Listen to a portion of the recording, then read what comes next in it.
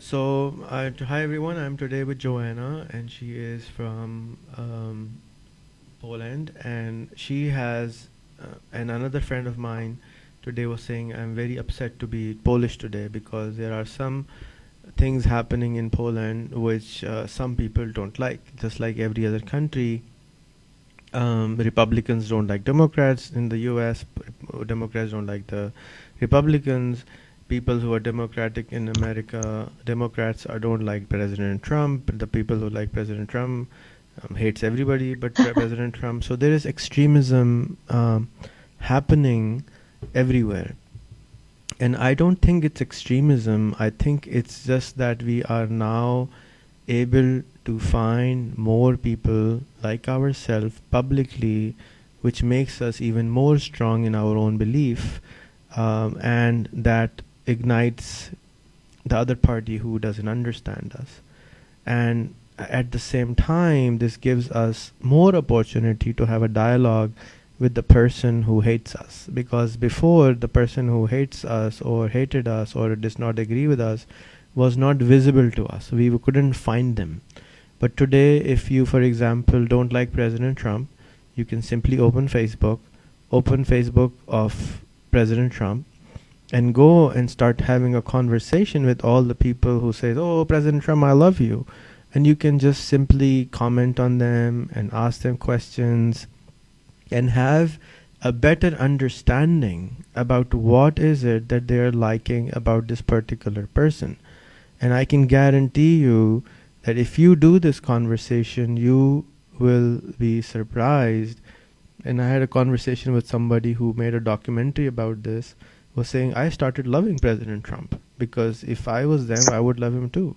So it's about having, it's humans are nothing but information processing machines. And whatever information we are fed, we will start acting like them. For example, if I grew up listening to hate speech about Muslims, I would probably be a Muslim hater. If I grew up listening about I was told that Jews are all bad, I would start probably hating Jews. If I was growing up hearing, which most people in Pakistan do, that India is the worst country in the world, I would start hating India. But the beautiful part in here is that instead of hating, we can use the energy of hatred or uncomfort to have a conversation, and it gives us the opportunity to observe the emotions which are arising in our own body, in our own mind, which are making us angry or upset or whatever the emotion is. Because emotion is what? Emotion is nothing but a small little chemical release from our brain, and makes us act in a certain way. We get angry, we get upset, we get happy, based on the software which is written here, and a small little drop of emotion and little chemical, and it changes us the way we are. So instead of getting angry, instead of becoming, yes, we will get angry, but we can observe that anger and see that it's coming, it's coming, it's coming. Oh, it's here, it's here, it's here, it's here. Oh, it's leaving, it's leaving, leaving. Because we cannot remain angry all the time. We cannot remain happy all the time. We cannot remain hungry all the time. It's an emotion, it's a chemical which is released. It's a dose, and then it comes and goes away. So in order to change the society, we need to have these people who are called the connectors, who build a bridge between two different communities, who go in to both communities, have a conversation, or more than conversation, listen to their questions. Because the challenge is, the people who are saying I love Trump are saying because nobody in their probably family is saying that, so they want to say the whole world to listen to them. And you can just say, hey, I love that you love Trump, that's awesome. And then they will say, you can ask them more questions and more questions and more questions, and reach to the deeper level of their belief. And that belief is what is destroying the world, which is that, I am the right one and nobody else can be as right as I am. So that's how you can change the society, by actually listening to the other party, not telling them what, but actually, in my opinion, is to listen, listen, listen, listen, listen, listen, listen, listen. Just like Jesus said, if somebody slaps you, offer the other cheek, because after he has let go of his anger is where you will actually have a conversation which will change that person. So does that make sense to you? I don't agree with the Jesus showing his cheek, but that's okay. Gandhi said no, the but same I thing. think that You can. yeah, no, but because it can be understood in different, like in many ways. But your interpretation, yeah, it's kind of yeah, I understand. I think that's what I'm doing. Let me tell you a cure. In my Facebook, I have a cure for Palestine-Israel problem. The people of Gaza are the most. It's like a jail they are living in. There is no airport. There is no permission to get out of Gaza. They don't have passports. They can't go anywhere. They're stuck. So my solution is that they should put Benjamin Netanyahu's 10 billboards, big billboards, in Gaza, and say, "Hi, I am the Prime Minister of Israel. This is my Facebook ID. Tell me what you think of me." They will all get so angry. They will get so angry. They will start. Some of them will start liking the page and start hating. And when the hate comes out, to me, it's like the pus in our face, in our pimples. That once you take it out, unless you take it out, you can't fix it. So the anger is like the pus. You should take it out, but take it out in a way where it doesn't hurt anyone else. So on Facebook, it doesn't hurt anyone. You can just come and hate him as much as you want, no problem, come and hate him. But what that will do is it will allow their anger to come down, their emotions to come down, and now they can have a rational conversation.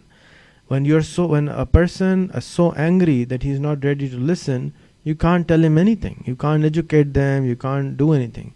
So the first step is not to be angry. And in order to not to be angry, you can give them an opportunity to come out and take out the anger, and by giving them opportunity to take out their anger, and you can then actually have a conversation with them. It takes a strong person, I remember, because in my Facebook I've got like many people like This is my motto. Can you read it? Yes. What does it say? This yeah, I know. Yeah, I've seen it. Yesterday I was clever, so I wanted to change the world. Today I am wise, so I'm changing myself. Yes, it takes a stronger person to change the world. You can't change anyone in the world. Nobody can change anyone. You can only change yourself. So once you change, your energy forces the other person to change. And if it's still not changing, maybe it's not their time yet. Maybe their karmas are too much. Possible. Everybody has his time. Yeah, everybody has their time. Yeah. In my Facebook, I've got many people, and I guess that's what you've got, right? So many people from different places. Like some are communists, some are like LGBT, and very left side oriented. Right. Some are very Catholic. Some are Muslim, some are Indian, Kundalini yoga, and all this. And when I put a post sometime, I try not to be very provocative. I never want to offend anybody, but I'm kind of clear. So I see that many people from different places comment. Mm-hmm. So that, sometimes they fight and sometimes they just discuss. But the first stage is fighting. If they are very strong, they will fight, and eventually they will become friends. If you keep on, what's the word? If you keep on curating, they will eventually become friends. On the public, they're different face. In the one-on-one messenger, they're different face. In a three-way conversation, it's a different face. And it's I think this is the way to allow the culture to grow, people to grow, because when you're doing it publicly on Facebook, your family is watching sometime, your friends are watching, and you are growing and they can see you are growing and they grow with you. But it takes a long time, very long time. Long time. So this is again the Socrates, right? Method Maybe you were talking about. I haven't read much of Socrates. I would like to. I don't know if some people say he wasn't even there, so who knows? But I haven't read his book Republic. I think it's here somewhere. It's Republic is by Plato. It's But just like Jesus. Some people say Jesus didn't exist. no, I don't know. I wasn't there. But yeah. So that is my his method. method was. And if you want, you can do this method more. And I think I'm doing this less now. I'm just focusing now on like making the provocations. I'm doing less. Before I was doing more. So for example, I have a lot of Jews in my friend list and I have a lot of Muslims. So a lot of Muslims think that they're supposed to not be friends with Jews and Christians, but they're allowed to marry them. So I would keep asking them, okay, can a Muslim man marry a non-Muslim or a Christian woman or a Jewish woman? And they will start fighting. "Arr." And then all I have to ask is like, okay, if they can't be friends, then why can they marry them? You don't have to be friends with your wife. Is that what it means? So it kind of, you have to start thinking and understanding that what they were taught is fragmented information, and fragmented information always creates a problem. So it requires more deeper conversation to understand a culture or a place. I go to America for how long? Since I'm 8 years old, but I still don't think I understand America. It's so many different cultures. So you can't really, there's so much to learn, you can't learn anything or everything. So it's impossible. So, and the moment you realize that you really don't know anything, is you can relax and say, okay, fine, I don't know much. I'm just having a conversation, trying to understand, live my life. Kuch keh rahi ho?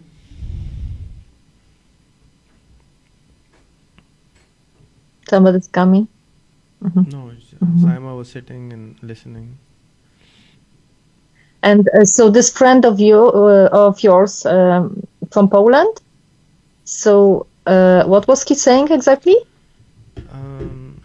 I don't know. You can have a conversation with him directly. He was not very happy with you also, so you can directly talk. Oh, I want to. Yeah, sure. I should know. Yeah. I don't know who you're talking about. Maybe Michał. Maybe. Maybe. People are fighting a lot in Poland, even within one family, even in my family. Like, father is voting that, mother is voting that. But that's normal. And normal. That's normal in every country. And the way to fix it is have more tolerance and acceptance to the other ideology and have deeper conversation.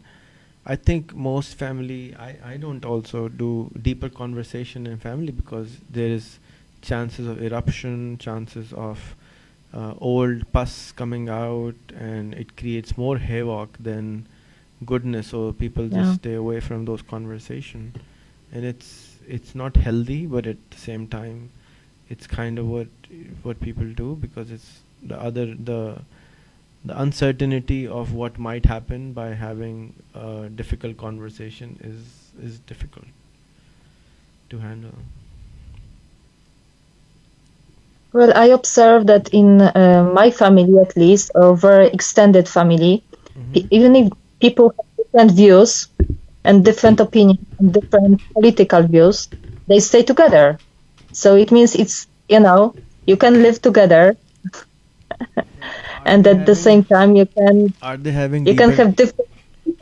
Everybody is different. Are they having deeper conversation? Yeah, but I don't know if they are having deeper conversation like between themselves, like like father and mother, wife and husband. I don't know, What are the but even chances? I think I think the my chances are, parents used to have that. I think they're not really having the deeper conversation. I don't know. Sometimes, you know, I can assume. I don't know. I haven't met them, so I don't know. sure, but what I'm saying is that sometimes it's just no use. Why would you quarrel in the family? To get the divorce? What? What for? Exactly. That's what I'm saying. That Maybe we should say it good. Women start thinking and have their own opinion. After 20 years of marriage, the woman said, okay, my views are different from yours. I'm not going to vote like you tell me. I'm going to vote for somebody else. okay, no problem. You can vote for whoever you want. I don't know. That's what I'm looking. I mean, that's what I'm seeing. Mm.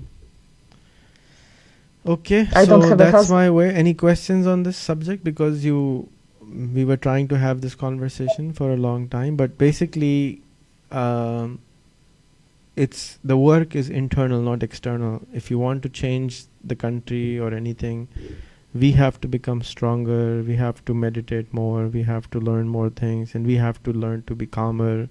We have to be learn to take the heat. We have to learn to take one of the important things I tell to people is, say for example, you want to become a prime minister which or a president, which is a large job.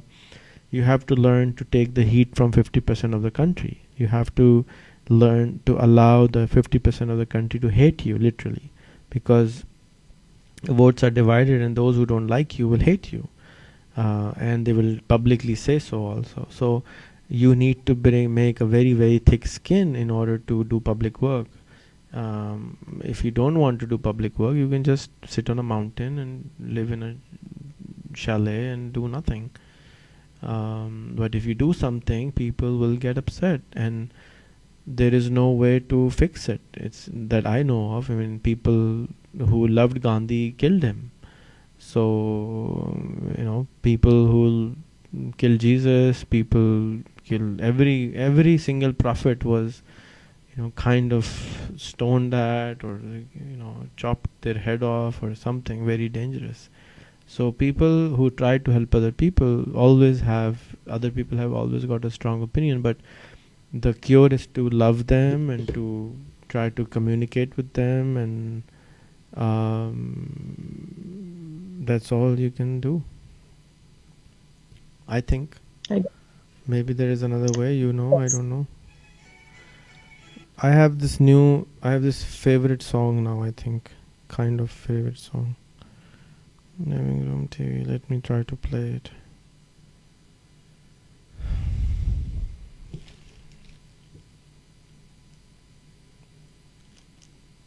I was watching the movie about the Prime Minister of India, and in that, this assistant tells him, "Kyu sera sera," and he said, "What is kyu sera sera?" And he said, "What will happen will happen."